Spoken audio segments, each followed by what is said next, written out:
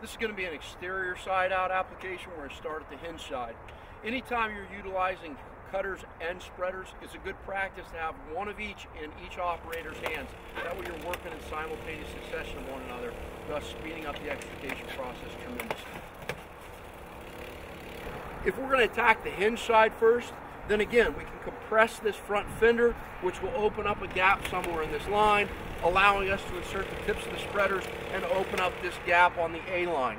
Once that gap is opened up, we can continue to open it up and either spread, thus separating the door from the hinge assemblies, or we can open it up enough to get a hydraulic cutter in there and just cut the hinge components.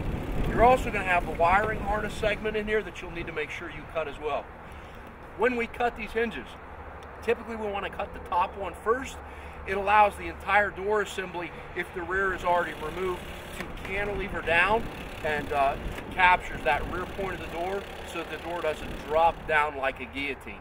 Once that top hinge is cut, you can then cut the bottom one and it allows it to just drop down with a lot less violence.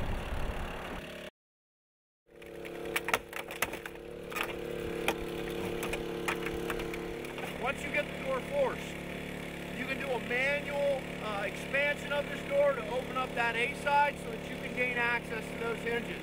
Grab a couple guys, get on the door, and just apply some back leverage. Once you've opened that up, you can then come in here with an interior application and either utilize spreaders, going top hinge and then bottom hinge, or cutters, cutting top hinge and bottom hinge.